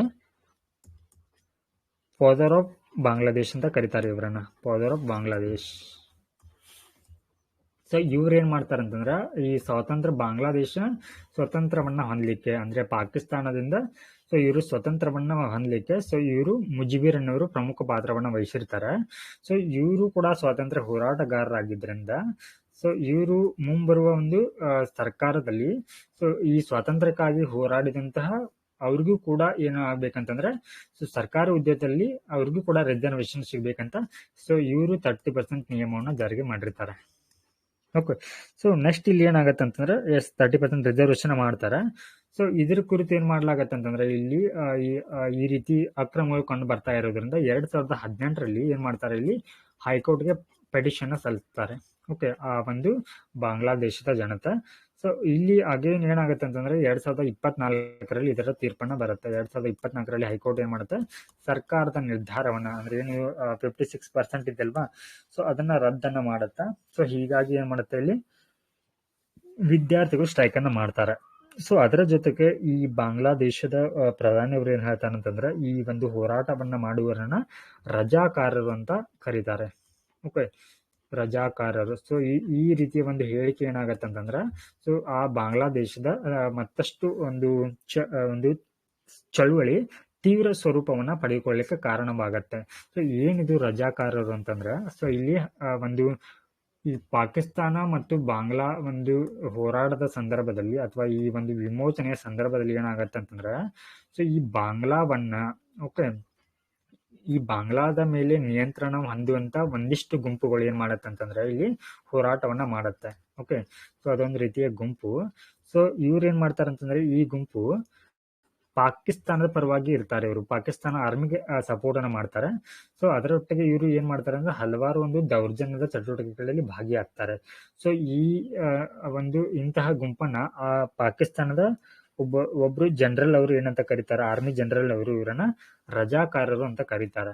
ಓಕೆ, ಅಂದ್ರೆ ಈ ರೀತಿಯ ಒಂದು ಹಿಂಸೆ ಮಾಡುವವರನ್ನ ರಜಾಕಾರರು ಅಂತ ಕರೆದಿರೋದ್ರಿಂದ, ಸೊ ಅಗೇನ್ ಇಲ್ಲಿ ಈ ಒಂದು ಬಾಂಗ್ಲಾದ ಪ್ರಧಾನಿಯವರು ಈ ಸದ್ಯಕ್ಕೆ ಹೋರಾಟ ಮಾಡಿರುವಂತಹ ಅಥವಾ ಮಾಡುತ್ತಿರುವಂತಹ ಗುಂಪುಗಳನ್ನು ಕೂಡ ಏನಂತ ಕರೀತಾರೆ, ಇವರು ರಜಾಕಾರ ಅಂತ ಕರೆದಿರಿಂದ ಸೊ ಈ ಒಂದು ಚಳುವಳಿ ಏನಿದೆ ಅಲ್ವಾ, ಸ್ಟ್ರೈಕ್ ಅನ್ನೋದು ಮತ್ತಷ್ಟು ಏನಾಗಿದೆ, ಉದ್ವಿಗ್ನಗೊಂಡಿದೆ. ಎಸ್, ಸೊ ಅಗೇನ್ ಏನಾಗತ್ತೆ ಅಂತಂದ್ರೆ, ಈ ಒಂದು ಹೈಕೋರ್ಟ್ನ ಒಂದು ತೀರ್ಪನ್ನ ಪ್ರಶ್ನಿಸಿ ಮತ್ತೆ ಸುಪ್ರೀಂ ಕೋರ್ಟ್ಗೆ ಒಂದು ಅರ್ಜಿ ಹೋಗುತ್ತೆ. ಸುಪ್ರೀಂ ಕೋರ್ಟ್ ಏನ್ ಮಾಡತ್ತೆ ಅಂತಂದ್ರೆ, ಇಲ್ಲಿ ಈ ರಿಸರ್ವೇಶನ್ 56% ರಿಸರ್ವೇಶನ್ ಅದನ್ನ ಏನ್ ಮಾಡತ್ತೆ ಅಂದ್ರೆ ಇದಕ್ಕೊಂದು ಮಿತಿಯನ್ನ ಹೇರುತ್ತೆ. ಸೊ ರಿಸರ್ವೇಶನ್ ಎಷ್ಟು ಇರ್ಬೇಕನ್ನೋದನ್ನ ಅದು ರೆಡ್ಯೂಸ್ ಮಾಡುತ್ತೆ. ಸೊ ಎಷ್ಟಕ್ಕೆ ರೆಡ್ಯೂಸ್ ಮಾಡತ್ತೆ ಅಂತಂದ್ರೆ ಅದನ್ನ 7%ಗೆ ಇಳಿಸುತ್ತೆ. ಓಕೆ, ಸೊ ಈ 7% ಅಲ್ಲಿ 5% ಏನ್ ಮಾಡತ್ತೆ ಅಂತಂದ್ರೆ ಫ್ರೀಡಮ್ ಫೈಟರ್ಸ್ ಏನಿರ್ತಾರಲ್ವಾ, ಸೊ ಅವರ ಮತ್ತು ಅವರ ಮಕ್ಕಳಿಗೆ ನೀಡಲಾಗತ್ತೆ. ಸೊ ಅದರಲ್ಲಿ ನೆಕ್ಸ್ಟ್ 2% ನಲ್ಲಿ 1% ಸೊ ಟ್ರಾನ್ಸ್ಜೆಂಡರ್ಗೆ ನೀಡಲಾಗತ್ತೆ. ಹಾಗೆ ಇನ್ನುಳಿದ 1% ಆ ಒಂದು ಬುಡಕಟ್ಟು ಸಮುದಾಯಕ್ಕೆ, ಸೊ ಆ ಒಂದು ಪ್ರದೇಶಕ್ಕೆ ನೀಡಲಾಗತ್ತೆ. ಸೊ ಈ ರೀತಿ 93 ಇದರಲ್ಲಿ ಕೇವಲ ಏನು 7% ಅವರು ಸರ್ಕಾರಿ ಹುದ್ದೆಗಳಲ್ಲಿ ಮಾತ್ರ ಮೀಸಲಾತಿಯನ್ನು ಪಡೆಯಬಹುದಾಗಿರುತ್ತೆ. ಸೊ ಇಲ್ಲಿ 93% ಏನಾಗತ್ತೆ ಇವಾಗ, ಸೊ ಈ ಹುದ್ದೆಗಳನ್ನ ಮೆರಿಟ್ ಬೇಸ್ ಮೇಲೆ ನೀಡಲಾಗತ್ತೆ. ಸೊ ಈ ಸುಪ್ರೀಂ ಕೋರ್ಟ್ ಈ ರೀತಿಯ ತೀರ್ಪನ್ನ ನೀಡಿದ್ರು ಕೂಡ, ಸೊ ಮತ್ತೆ ಏನ್ ಮಾಡ್ತಾ ಇದಾರೆ ಅಂದ್ರೆ ಕೆಲವೊಂದಿಷ್ಟು ಗುಂಪುಗಳು ಅಥವಾ ಸ್ಟೂಡೆಂಟ್ಸ್ಗಳು ಏನ್ ಮಾಡ್ತಾ ಇದಾರೆ ಅಂತಂದ್ರೆ, ಈ 7% ರಿಸರ್ವೇಶನ್ ಕೂಡ ಏನ್ ಮಾಡ್ಬೇಕು, ಕ್ಯಾನ್ಸಲ್ ನ ಮಾಡ್ಬೇಕಂತ ಹೋರಾಟವನ್ನ ಮಾಡ್ತಾ ಇದ್ದಾರೆ. ಸೊ ಇದಿಷ್ಟು ಈ ಒಂದು ಆರ್ಟಿಕಲ್ ಬಗ್ಗೆ ನಾವು ತಿಳ್ಕೊಂಡಿರ್ಬೇಕಾಗಿರುವಂತದ್ದು. ಸೊ ನಾವು let us see the next topic. Focus on female employment to counter unemployment. So ಇತ್ತೀಚೆಗೆ ನಾವು ನೋಡಿರ್ಬೋದು, ಏನು RBI ರಿಪೋರ್ಟ್ ಆಗುವ ಹಾಗೆ ಹಲವಾರು ರಿಪೋರ್ಟ್ಗಳು ಏನ್ ಮಾಡಿವೆ ಅಂತಂದ್ರೆ, ಉದ್ಯೋಗದ ಅಥವಾ ಅನ್ಎಂಪ್ಲಾಯ್ಮೆಂಟ್ ಕುರಿತು ಬೇರೆ ಬೇರೆ ಒಂದು ರಿಪೋರ್ಟ್ ಅಥವಾ ರಿಪೋರ್ಟ್ಗಳಲ್ಲಿ ಏನಾಗಿದೆ ಅಂತಂದ್ರೆ ಒಂದು ಸಂಖ್ಯೆಗಳಲ್ಲಿ ಏನಾಗಿದೆ ವ್ಯತ್ಯಾಸವಿರೋದನ್ನ ನಾವು ನೋಡಿದೀವಿ. ಓಕೆ, ಸೊ ಇದರಲ್ಲಿ ನಾವು ಇಂಪಾರ್ಟೆಂಟ್ ತಿಳ್ಕೊಂಡಿರ್ಬೇಕಾಗಿರುವಂತದ್ದು ಏನಂತಂದ್ರೆ, ಸೊ ಇಲ್ಲಿ ಭಾರತದಲ್ಲಿ ಫಸ್ಟ್ ಭಾಗ ಇಲ್ಲಿ labour. Okay, so first one major issue ಇನ್ ಎಲೆಕ್ಷನ್, ಅಂದ್ರೆ ಈ ಒಂದು ಇಲೆಕ್ಷನ್ ಅಲ್ಲಿ ಹಲವಾರು ರೀತಿಯ ಚೇಂಜಸ್ ಗಳಾಗಲಿಕ್ಕೆ ಸೊ ಯಾವೆಲ್ಲ ಒಂದು ಪ್ರಮುಖ ಪಾತ್ರವನ್ನು ವಹಿಸಿದ್ದು ಅಂತಂದ್ರೆ, ಇಲ್ಲಿ ಗೆಟಿಂಗ್ ಜಾಬ್ಸ್ ಅಂಡ್ ಇನ್ಫ್ಲೇಷನ್, ಅಂದ್ರೆ ಇಲ್ಲಿ ನಿರುದ್ಯೋಗ ದರ ಮತ್ತು ಹಣದುಬ್ಬರ ಏನಾಗಿತ್ತು ಅಂತಂದ್ರೆ, ಈ ಒಂದು ಇತ್ತೀಚೆಗೆ ನಡೆದಂತಹ 18ನೇ ಲೋಕಸಭೆ ಎಲೆಕ್ಷನ್ ಮೇಲೆ ಪರಿಣಾಮವನ್ನ ಬೀರಿದಂತ ಯಾರು ಹೇಳಿದ್ರು, ಸೊ ಇಲ್ಲಿ ಲೋಕನೀತಿ CDS ಅನ್ನುವಂಥವ್ರು ಪ್ರೀ ಪೋಲ್ ಸರ್ವೆಯನ್ನ ಮಾಡಿರ್ತಾರೆ. ಅಂದ್ರೆ ಪ್ರೀ ಪೋಲ್ ಅಂತಂದ್ರೆ ಇಲ್ಲಿ ಚುನಾವಣಾ ಪೂರ್ವ ಸಮೀಕ್ಷೆ. ಓಕೆ, ಸೊ ಇದರ ಒಂದು ಸಮೀಕ್ಷೆಯ ಪ್ರಕಾರ ಈ ಒಂದು ND ಅಥವಾ ಬಿಜೆಪಿ ಗವರ್ಮೆಂಟ್ ಕಡಿಮೆ ಓಟನ್ನ ಪಡಲಿಕ್ಕೆ ಕಾರಣ ಸೊ ಇಲ್ಲಿ ನಿರುದ್ಯೋಗ ಮತ್ತು ಹಣದುಬ್ಬರ ಅಂತ ಸೊ ಈ ಒಂದು ವರದಿ ಹೇಳುತ್ತೆ. ನೆಕ್ಸ್ಟ್ ಇಲ್ಲಿ ನಾವು ಈ ಎಕ್ಸಾಮ್ ಪರ್ಸ್ಪೆಕ್ಟಿವ್ ಆಗಿ ಲೇಬರ್ ಫೋರ್ಸ್ ಪಾರ್ಟಿಸಿಪೇಷನ್ ರೇಟ್, ಅಂದ್ರೆ ಕಾರ್ಮಿಕ ಬಲ ಭಾಗವಹಿಸಿಕೆ ದರ ಅಂತ. ಕನ್ನಡದಲ್ಲಿ. ಸೊ ಏನಿದು ಅಂತಂದ್ರೆ, ಸೊ ಇದರ ಡೆಫಿನಿಷನ್ ನೋಡೋದಾದ್ರೆ, ಸೊ ಇಲ್ಲಿ ಟೋಟಲ್ ಪಾಪ್ಯುಲೇಷನ್ ಅಂದ್ರೆ ಒಟ್ಟಾರೆ ಜನಸಂಖ್ಯೆಯಲ್ಲಿ ದುಡಿಯುವ ವರ್ಗ ಎಷ್ಟಿರುತ್ತೆ, total population, out of total population ಅಲ್ಲಿ ದುಡಿಯುವ ವರ್ಗ ಅಥವಾ ಲೇಬರ್ ಫೋರ್ಸ್ ಎಷ್ಟಿರತ್ತ ಅಲ್ವಾ. ಸೊ ಅದನ್ನ ನಾವೇನಂತ ಕರಿತೀವಿ, ಲೇಬರ್ ಫೋರ್ಸ್ ಪಾರ್ಟಿಸಿಪೇಷನ್ ರೇಟ್ ಅಂತ ಕರಿತೀವಿ.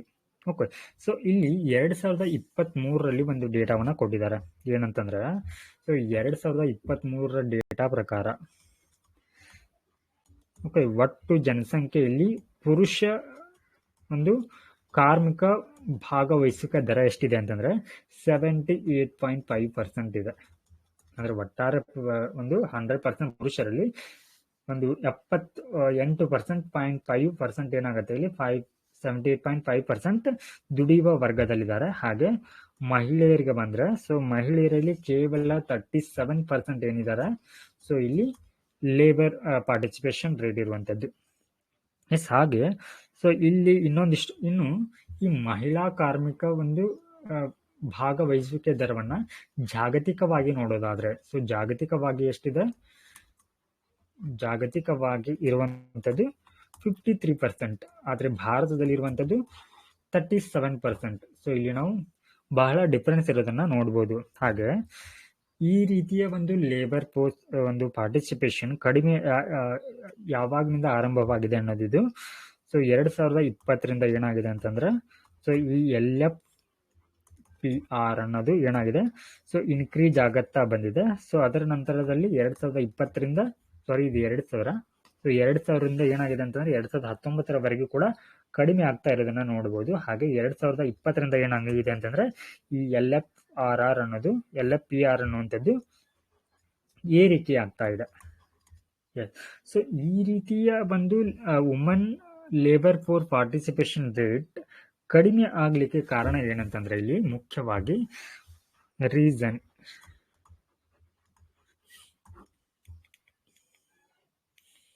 ಸೊ ಮೊದಲನೇದಾಗಿ ಇಲ್ಲಿ ಅನ್ಪೇಯ್ಡ್ ಫ್ಯಾಮಿಲಿ ವರ್ಕರ್ಸ್ ಅಂತ ಬರುತ್ತೆ. ಅಂದ್ರೆ ಅವ್ರಿಗೆ ಅನ್ಪೇಯ್ಡ್ ಅಂದ್ರೆ ಕೆಲಸವಿಲ್ಲದ ಒಂದು ಉದ್ಯೋಗ, ಅವರು ಮನೆಯಲ್ಲಿ ಯಾವುದೇ ರೀತಿಯ ಒಂದು ಕೆಲಸವನ್ನು ಮಾಡಿದ್ರು ಕೂಡ ಸೊ ಅವರಿಗೆ ಯಾವುದೇ ರೀತಿಯ ಒಂದು ಸಂಬಳವನ್ನ ನೀಡೋದಿಲ್ಲ. ಓಕೆ, ಸೊ ಅದರೊಟ್ಟಿಗೆ ಇಲ್ಲಿ ಸಾಮಾಜಿಕ ಭದ್ರತೆ.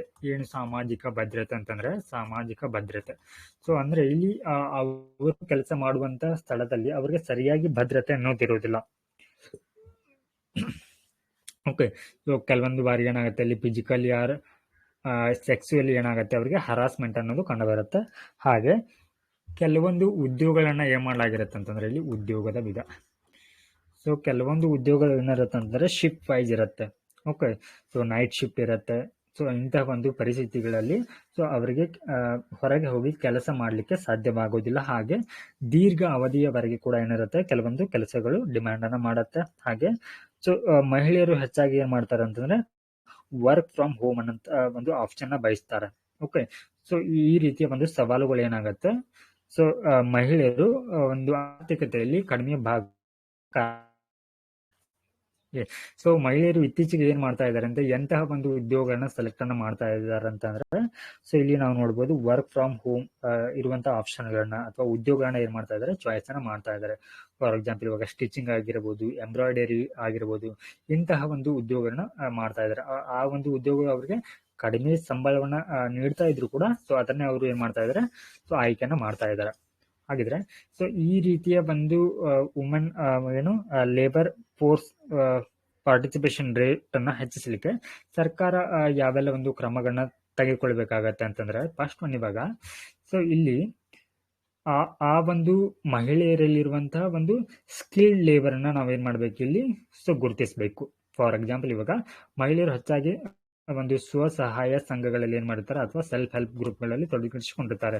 ಸೊ ಅವರಲ್ಲಿ ಕೆಲವೊಬ್ರಿಗೆ ಏನಿರುತ್ತೆ ಅಂತಂದ್ರೆ ಸೊ ಒಂದಿಷ್ಟು ಜ್ಞಾನವಿರುತ್ತೆ, ಸ್ಕಿಲ್ ಇರುತ್ತೆ. ಓಕೆ, ಅವರನ್ನ ಐಡೆಂಟಿಫೈ ಮಾಡೋದು, ಆ ಮೂಲಕ ಅವರಿಗೆ ಮಾರುಕಟ್ಟೆಗಳಲ್ಲಿ ಸೊ ಮತ್ತೆ ಉದ್ಯೋಗ ಅವಕಾಶವನ್ನ ನೀಡುವಂತ ಕೆಲಸವನ್ನ ಮಾಡಬೇಕು. ಹಾಗೆ ಸೊ ಇನ್ನು ಸೆಕೆಂಡ್ ಏನಂತಂದ್ರೆ, ಸೊ ಇವ್ರಿಗೆ ವರ್ಕಿಂಗ್ ಎನ್ವಿರಾನ್ಮೆಂಟ್ ನ ಏನ್ ಮಾಡ್ಬೇಕು, ಇಂಪ್ರೂವ್ ಅನ್ನ ಮಾಡಬೇಕು. ಅಂದ್ರೆ ಕೆಲಸದ ಸ್ಥಳದ ಒಂದು ವಾತಾವರಣವನ್ನ ಸುಧಾರಿಸಬೇಕು. ಯಾವ ರೀತಿ ಅಂತಂದ್ರೆ, ಆ ಕೆಲಸ ಮಾಡುವಂತಹ ಸ್ಥಳದಲ್ಲಿ ಮಹಿಳೆಯರ ಒಂದು ರಕ್ಷಣೆ ಮತ್ತು ಸುರಕ್ಷತೆಗೆ ಸಂಬಂಧಿಸಿದಂತೆ ಸೊ ಇಲ್ಲಿ ಕ್ರಮವನ್ನು ತೆಗೆದುಕೊಳ್ಳಬೇಕು. ಹಾಗೆ ವರ್ಕಿಂಗ್ ಅವರ್ ಆಗಿರ್ಬೋದು, ಟಾಯ್ಲೆಟ್ ಆಗಿರ್ಬೋದು, ಸ್ಯಾನಿಟರಿ ಸಂಬಂಧಿಸಿದಂತ ಕೆಲವೊಂದಿಷ್ಟು ವ್ಯವಸ್ಥೆಗಳನ್ನ ಸೊ ಅಲ್ಲಿ ಮಾಡಬೇಕಾಗತ್ತೆ. ಹಾಗೆ ಸರ್ಕಾರ ಯಾವುದೇ ಒಂದು ಪಾಲಿಸಿಯನ್ನ ಅಥವಾ ಅಳವಡಿಸಿಕೊಳ್ಳುವಂತ ಸಂದರ್ಭದಲ್ಲಿ ಸೊ ಈ ಮೇಲಿನ ಅಂಶಗಳನ್ನ ಏನ್ ಮಾಡ್ಬೇಕಾಗತ್ತೆ ಅಂದ್ರೆ ಸರ್ಕಾರ ತನ್ನ ನೀತಿಗಳಲ್ಲಿ ಅಳವಡಿಸಿಕೊಳ್ಳಬಹುದು. ಸೊ ಈ ಮೂಲಕ ನಾವು ಏನ್ ಮಾಡಬಹುದು ಅಂತಂದ್ರೆ ಸೊ ಆರ್ಥಿಕತೆಯಲ್ಲಿ ಮಹಿಳಾ ಕಾರ್ಮಿಕರ ಒಂದು ಬಲವನ್ನ ಕೂಡ ನಾವು ಹೆಚ್ಚಿಸಲಿಕ್ಕೆ ಸೊ ಇಲ್ಲಿ ಸೊ ಕಾರಣವಾಗತ್ತೆ.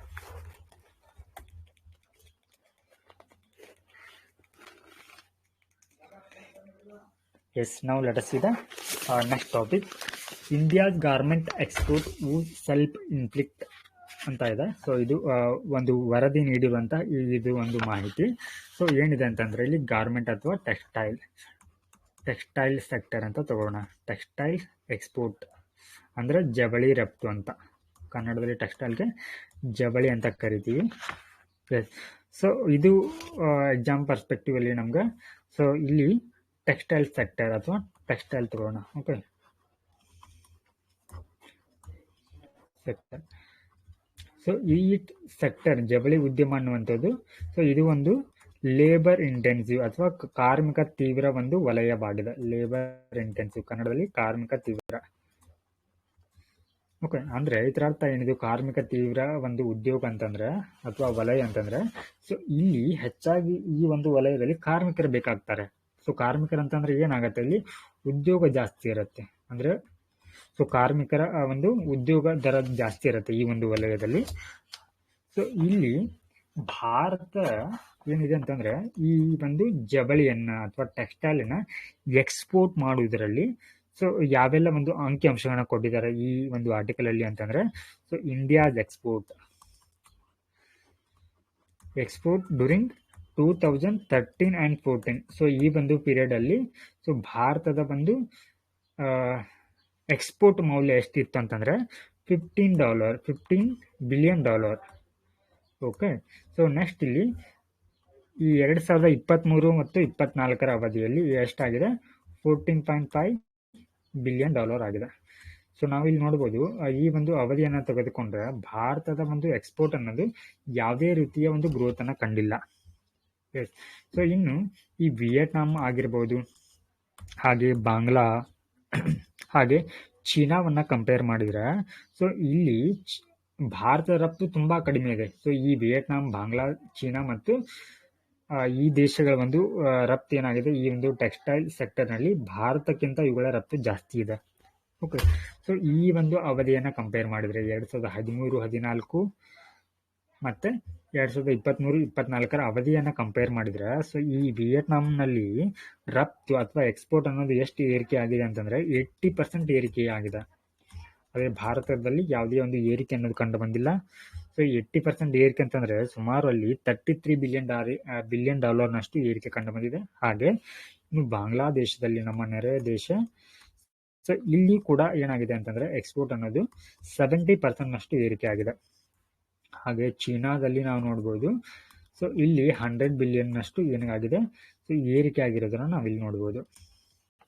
ಸೊ ಇಲ್ಲಿ ಯಾಕೆ ಈ ರೀತಿಯ ಒಂದು ಭಾರತ ಈ ಒಂದು ಏನು ಈ ಟೆಕ್ಸ್ಟೈಲ್ ಸೆಕ್ಟರ್ ನಲ್ಲಿ ಯಾಕೆ ಹಿಂದುಳಿತಾ ಇದೆ ಅಥವಾ ಯಾಕೆ ರಫ್ತು ಜಾಸ್ತಿ ಆಗ್ತಾ ಇಲ್ಲ ಅಂತಂದ್ರೆ ಇಲ್ಲಿ ಮೊದಲನೇದಾಗಿ ಸೊ ಇಲ್ಲಿ ರಫ್ತು ಮಾಡುವಂತಹ ಒಂದು ಯಾವುದೇ ಒಂದು ಉಪಕ್ರಮವನ್ನ ಸೊ ಇಲ್ಲಿ ಗವರ್ಮೆಂಟ್ ಆಫ್ ಇಂಡಿಯಾ ತೆಗೆದುಕೊಂಡಿಲ್ಲ, ಫಸ್ಟ್ ಪಾಯಿಂಟ್.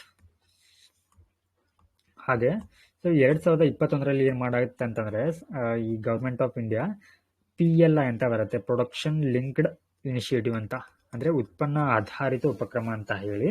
ಸೊ ಇದರಲ್ಲಿ ಈ ಒಂದು ಟೆಕ್ಸ್ಟೈಲ್ ಸೆಕ್ಟರ್ ಕೂಡ ಇನ್ಕ್ಲೂಡ್ ಮಾಡಿರ್ತಾರೆ, ಟೆಕ್ಸ್ಟೈಲ್ ಸೆಕ್ಟರ್. ಸೊ ಇದರ ಉದ್ದೇಶ ಏನಂತಂದ್ರೆ ಇಲ್ಲಿ ಈ PLI ಸ್ಕೀಮ್ ನ ಉದ್ದೇಶ ಏನಂತಂದ್ರೆ ಈ ಟೆಕ್ಸ್ಟೈಲ್ ಅನ್ನ ಜಾಸ್ತಿ ಎಕ್ಸ್ಪೋರ್ಟ್ ಮಾಡುವಂತದ್ದು.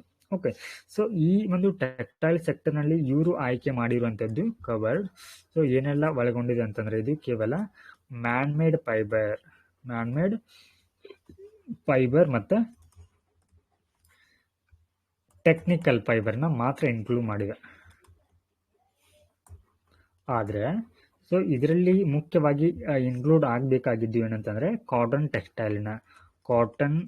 ಟೆಕ್ಸ್ಟೈಲ್ನ ಇದರಲ್ಲಿ ಆ್ಯಡ್ ಮಾಡಿಲ್ಲ. ಸೊ ಹೀಗಾಗಿ ಏನಾಗ್ತಾ ಇದೆ ಇಲ್ಲಿ, ಸೊ ರಫ್ತು ಅನ್ನೋದು ಕಡಿಮೆ ಆಗ್ತಾ ಇದೆ. ಸೊ ಇದರೊಟ್ಟಿಗೆ ಸೊ ಇನ್ನೊಂದು ಇಂಪಾರ್ಟೆಂಟ್ ಪಾಯಿಂಟ್ ಏನಂತಂದರೆ ಇಲ್ಲಿ, ಸೊ ಇಲ್ಲಿ ಈ ಒಂದು ವಲಯಕ್ಕೆ ಬೇಕಾಗುವಂತಹ ರಾ ಮಟೀರಿಯಲ್ಸನ್ನು ಅಥವಾ ಕಚ್ಚಾ ವಸ್ತುಗಳನ್ನ ನಾವು ಆಮದಿನ ಮೇಲೆ ಏನು ಮಾಡಿದ್ದೀವಿ, ಡಿಪೆಂಡೆಂಟ್ ಆಗಿದ್ದೀವಿ. ಓಕೆ, ಕಚ್ಚಾ ವಸ್ತು, ಸೊ ಇವುಗಳನ್ನ ಜಾಸ್ತಿ ನಾವು ಆಮದು ಮಾಡಿಕೊಳ್ತೀವಿ. ಸೊ ಇಲ್ಲಿ ಆಮದು ಮಾಡಿಕೊಳ್ಳುವಂಥ ಸಂದರ್ಭದಲ್ಲಿ ಏನಾಗಿದೆ ಅಂತಂದರೆ, ಸೊ ಈ ಆಮದು ವಸ್ತುಗಳಿನ ಮೇಲೆ ಅಥವಾ ಈ ಕಚ್ಚಾ ವಸ್ತುಗಳನ್ನ ಮೇಲೆ ಏನು ಮಾಡಲಾಗುತ್ತೆ, ಅತಿಯಾದ ನಿರ್ಬಂಧವನ್ನು ಹೇರ್ತಾರೆ. ಯಾವ ರೀತಿ ನಿರ್ಬಂಧ ಅಂತಂದರೆ, ಸೊ ಇಲ್ಲಿ ಇಂಪೋರ್ಟ್ ಮಾಡಿಕೊಳ್ಳುವಂಥ ಸಂದರ್ಭದಲ್ಲಿ ಏನು ಮಾಡಲಾಗುತ್ತೆ, ಅದರ ಕ್ವಾಲಿಟಿ ಟೆಸ್ಟನ್ನು ಮಾಡ್ತಾರೆ. ಓಕೆ, ಸೊ ಅದು ಸರಿಯಾದ ಕ್ವಾಲಿಟಿ ಇದ್ದರೆ ಮಾತ್ರ ಏನು ಮಾಡಲಾಗುತ್ತೆ, ಅದನ್ನು ಇಂಪೋರ್ಟ್ ಮಾಡಿಕೊಳ್ಳಲಾಗುತ್ತೆ. ಸೊ ಹೀಗಾಗಿ ಕ್ವಾಲಿಟಿ ಟೆಸ್ಟಿಂಗ್ನಲ್ಲಿ ಹಲವಾರು ಒಂದು ಜವಳಿಗಳು ಏನಾಗುತ್ತೆ ಇಲ್ಲಿ ವಿಫಲವಾಗುತ್ತೆ. ಸೊ ಈ ರೀತಿಯ ಒಂದು ಕಠಿಣ ನಿರ್ಬಂಧ ಇರೋದ್ರಿಂದ ಏನಾಗುತ್ತೆ, ಇಲ್ಲಿ ಇಂಪೋರ್ಟ್ ಮಾಡಿಕೊಳ್ಳೋದು ಡಿಲೇ ಆಗುತ್ತೆ. ಸೊ ಡಿಲೇ ಆಗೋದ್ರಿಂದ ಏನಾಗುತ್ತೆ, ವಿಳಂಬ ಆಗೋದ್ರಿಂದ ಸೊ ಇಲ್ಲಿ ಇನ್ಪುಟ್ ಅಥವಾ ಈ ಒಂದು ಕಚ್ಚಾ ವಸ್ತುಗಳು ದೊರೆಯದೇ ಹೋಗಿದ್ದರಿಂದ ಏನಾಗುತ್ತೆ ಇಲ್ಲಿ, ಸೊ ಸ್ಥಳೀಯವಾಗಿ ಉತ್ಪಾದಿಸಿದಂತಹ ವಸ್ತುಗಳ ಬೆಲೆ ಏನಾಗುತ್ತೆ ಇಲ್ಲಿ ಏರಿಕೆ ಆಗುತ್ತೆ.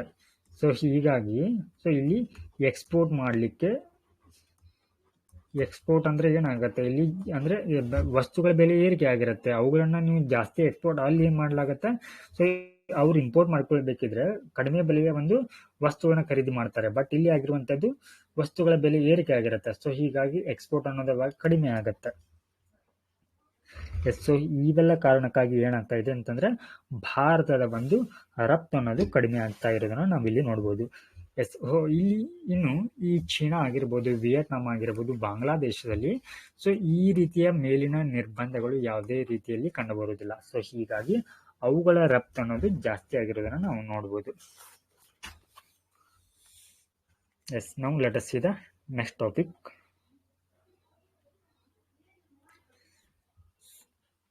Bale cannot be denied on ground of serious charges ಅಂತ ಇದೆ. ಸೊ ಇದನ್ನು ಸುಪ್ರೀಂ ಕೋರ್ಟ್ ಹೇಳಿರುವಂಥದ್ದು. ಸೊ ಈ ರೀತಿ ಅಂದರೆ, ಸೊ ಇಲ್ಲಿ ಸೀರಿಯಸ್ ಚಾರ್ಜಸ್ ಅಂದರೆ ತುಂಬ ಗಂಭೀರವಾದ ಪ್ರಕರಣಗಳನ್ನ ಮಾಡಿದರೂ ಕೂಡ ಆ ಸಂದರ್ಭದಲ್ಲಿ ಆ ವ್ಯಕ್ತಿಗಳಿಗೆ ಸೊ ಇಲ್ಲಿ ಬೇಲನ್ನು ಅಥವಾ ಜಾಮೀನನ್ನು ನಿರಾಕರಿಸಲು ಬರೋದಿಲ್ಲ ಅಂತ ಹೇಳಿ ಸುಪ್ರೀಂ ಕೋರ್ಟ್ ಹೇಳ್ತಾ ಇದೆ. ಸೊ ಇದೇ ರೀತಿಯ ತೀರ್ಪನ್ನು ನಾವು 2012ರಲ್ಲೂ ಕೂಡ ಸುಪ್ರೀಂ ಕೋರ್ಟ್ ಹೇಳಿತ್ತು. ಅಂದ್ರೆ ಸೊ ಈ ರೀತಿಯ ಒಂದು ಬೇಲನ್ನು ನಿರಾಕರಿಸೋದ್ರಿಂದ ಸೊ ಏನಾಗುತ್ತೆ ಇಲ್ಲಿ ಆರ್ಟಿಕಲ್ 21 ಓಕೆ, ಸೊ ಈ ಒಂದು ಪ್ರೊವಿಷನ್ಸ್ ಅನ್ನ ಉಲ್ಲಂಘನೆ ಮಾಡಿದಂತ ಆಗತ್ತೆ ಅಂತ ಸೊ ಸುಪ್ರೀಂ ಕೋರ್ಟ್ ಹೇಳುತ್ತೆ. ಅದರೊಟ್ಟಿಗೆ ಸೊ ಇಲ್ಲಿ ಬೀಳ್ಕೊಟ್ಟ ನಂತರವೂ ಕೂಡ ಸೊ ಇಲ್ಲಿ ಆ ವ್ಯಕ್ತಿಯನ್ನ ಏನ್ ಮಾಡ್ಲಾಗತ್ತೆ ಅಂತಂದ್ರೆ, ಸೊ ಇಲ್ಲಿ ಅವರು ಪೊಲೀಸ್ ಸ್ಟೇಷನ್ಗೆ ಒಂದು ಸರಿಯಾದ ಸಮಯಕ್ಕೆ ಹಾಜರಾಗಿ ಸೊ ಇಲ್ಲಿ ಮಾಹಿತಿಯನ್ನು ನೀಡಬೇಕಾಗತ್ತೆ. ಅದರೊಟ್ಟಿಗೆ ಅಂತಹ ವ್ಯಕ್ತಿಗಳನ್ನ ಸೊ ಇಲ್ಲಿ ಪೊಲೀಸ್ ವ್ಯಕ್ತಿಗಳು ಏನ್ ಮಾಡ್ಬೇಕಾಗತ್ತೆ ಅಂತಂದ್ರೆ ಅವರನ್ನ ಮಾನಿಟರ್ ಮಾಡುವಂತದ್ದು ಇರುತ್ತೆ. ಸೊ ಇದು ಆ ಸಂದರ್ಭದಲ್ಲಿ ಏನಾಗುತ್ತೆ, ಅವರ ಒಂದು ಪ್ರೈವಸಿಯನ್ನ ಉಲ್ಲಂಘನೆಯನ್ನ ಮಾಡಿದಂತಾಗತ್ತೆ ಅಂತ ಸೊ ಇಲ್ಲಿ ಸುಪ್ರೀಂ ಕೋರ್ಟ್ ಪರಿಗಣಿಸಿ ಸೊ ಈ ಒಂದು ರೀತಿಯ ಒಂದು ತೀರ್ಪನ್ನ ನೀಡಿದ. Yes, now let us see the next topic. Yes, India is moving ahead with vision of development and heritage ಅಂತ ಇದೆ. ಸೊ ಇಲ್ಲಿ ಎಕ್ಸಾಮ್ ಪರ್ಸ್ಪೆಕ್ಟಿವ್ ನಮಗೆ ವರ್ಲ್ಡ್ ಹೆರಿಟೇಜ್ ಕನ್ವೆನ್ಷನ್ ಅನ್ನೋದು ಇಂಪಾರ್ಟೆಂಟ್ ಆಗುತ್ತೆ. ಓಕೆ, ಸೊ ವರ್ಲ್ಡ್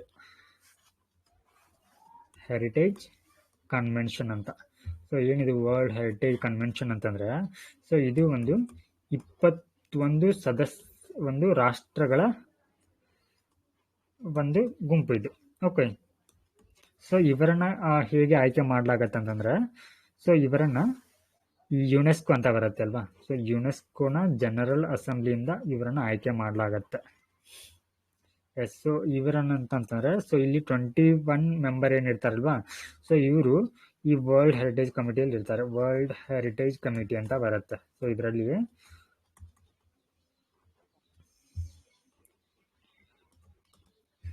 ಸೊ ಈ 21 ಏನು ಸದಸ್ಯ ರಾಷ್ಟ್ರಗಳಿದೆ ಅಲ್ವಾ, ಸೊ ಇದರಲ್ಲಿ ಭಾರತವು ಕೂಡ ಒಂದಿದೆ, ಭಾರತ.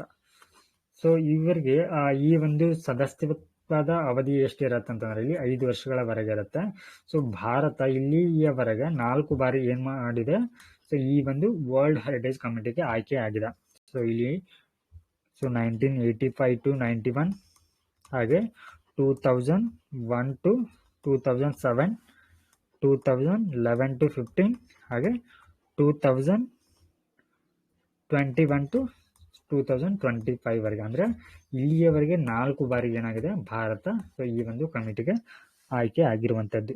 ಹಾಗಿದ್ರೆ ಸೊ ಇದರ ಈ ಒಂದು ಏನು ವರ್ಲ್ಡ್ ಹೆರಿಟೇಜ್ ಕನ್ವೆನ್ಷನ್ ಅಥವಾ ಕಮಿಟಿಯ ಒಂದು ಇಂಪಾರ್ಟೆನ್ಸ್ ಏನಂತಂದ್ರೆ, ಸೊ ಇಲ್ಲಿ ಏನ್ ಮಾಡುತ್ತೆ, ಈ ಒಂದು ಸದಸ್ಯ ರಾಷ್ಟ್ರಗಳು ತಮ್ಮ ರಾಷ್ಟ್ರಗಳಲ್ಲಿರುವಂತ ಒಂದು ಇಂಪಾರ್ಟೆಂಟ್ ಅಂದ್ರೆ ನ್ಯಾಚುರಲ್ ಆಗಿರಬಹುದು ಅಥವಾ ಕಲ್ಚರಲ್ ಒಂದು ಇಂಪಾರ್ಟೆನ್ಸ್ ಅನ್ನ ಹೊಂದಿರುವಂತ ಸ್ಥಳಗಳನ್ನ ಏನ್ ಮಾಡುತ್ತೆ ಇಲ್ಲಿ, ಸೊ ಇಲ್ಲಿ ಈ ಒಂದು ಕನ್ವೆನ್ಷನ್ ಅಡಿಯಲ್ಲಿ ಅವುಗಳನ್ನ ಆಯ್ಕೆಯನ್ನ ಮಾಡುತ್ತೆ.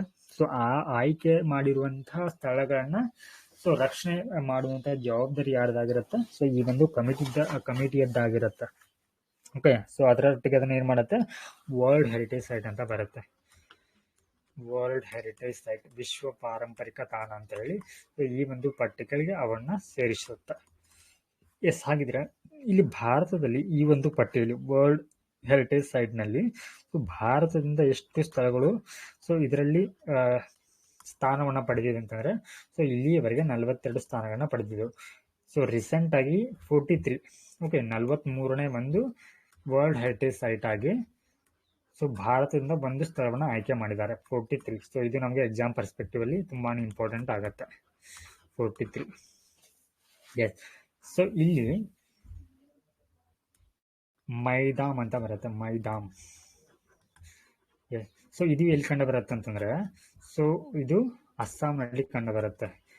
ಅಂದ್ರೆ ಸೊ ಇಂಪಾರ್ಟೆಂಟ್ ಏನಂತಂದ್ರೆ, ಸೊ ನಾರ್ತ್ ಈಸ್ಟ್ ಅಥವಾ ಈಶಾನ್ಯ ರಾಜ್ಯದಿಂದ ಆಯ್ಕೆಯಾದ ಏಕಮಾತ್ರ ಅಥವಾ ಮೊದಲನೆಯ ಒಂದು ವರ್ಲ್ಡ್ ಹೆರಿಟೇಜ್ ಸೈಟ್ ಆಗಿದೆ. ಓಕೆ, ಸರ್ ಮೈದಾಮ್ ಅನ್ನೋದು ಸೊ ಇದು ಅಸ್ಸಾಂನಲ್ಲಿ ಕಂಡು ಬರುತ್ತೆ. ಇದು ಈಶಾನ್ಯ ರಾಜ್ಯದ ಮೊದಲ ವರ್ಲ್ಡ್ ಹೆರಿಟೇಜ್ ಸೈಟ್ ಆಗಿದೆ. ಸೊ ಇದು ಇಂಪಾರ್ಟೆಂಟ್. ಓಕೆ, ಹಾಗಿದ್ರೆ ಈ ಮೈದಾಮ್ ಅನ್ನುವಂಥದ್ದು ಏನಿದೆ ಅಂತಂದ್ರೆ, ಇದು ಒಂದು ರೀತಿ ಬರಿಯಲ್ ಸೈಟ್ ಇದೆ. ಓಕೆ, ಅಂದ್ರೆ ಓಕೆ ಒಂಥರ ಏನಿದು ಸತ್ತವರನ್ನ ಏನ್ ಮಾಡ್ತಾರೆ ಇಲ್ಲಿ ಅಂದ್ರೆ ಹೂಳಿರ್ತಾರೆ. ಸೊ ಆ ಒಂದು ಪ್ರದೇಶಕ್ಕೆ ನಾವು ಇಲ್ಲಿ ಮೈದಾಮ್ ಅಂತ ಕರಿತೀವಿ. ಅಂದ್ರೆ ಸೊ ಇಲ್ಲಿ ಅಹೋಮ್ ಕಿಂಗ್ಡಮ್ ಅಂತ ಬರುತ್ತೆ, ಅಹೋಮ್ ಡೈನೆಸ್ಟಿ.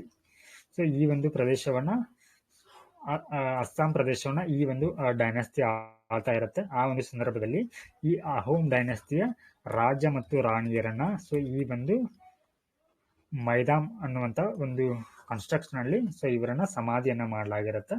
ಎಸ್, ಸೊ ಇದಿಷ್ಟು ಈ ವರ್ಲ್ಡ್ ಹೆರಿಟೇಜ್ ಒಂದು ಕನ್ವೆನ್ಷನ್ ಕುರಿತಾಗಿರುವಂತಹ ಮಾಹಿತಿ. ಎಸ್, ಸೊ ಇದಿಷ್ಟು ಎಸ್ ಯಾವುದೇ ನೆಕ್ಸ್ಟ್ ಆರ್ಟಿಕಲ್ ಇಲ್ಲ. ಸೊ ನಾಳೆ ಕ್ಲಾಸ್ನಲ್ಲಿ ಮತ್ತೆ ಹೊಸ ಒಂದು ಟಾಪಿಕ್ಸ್ಗಳೊಟ್ಟಿಗೆ ಸೊ ನೆಕ್ಸ್ಟ್ ಎಲ್ಲರೂ ಕೂಡ ಸಿಗೋಣ. ಸೊ ನಮಸ್ಕಾರ.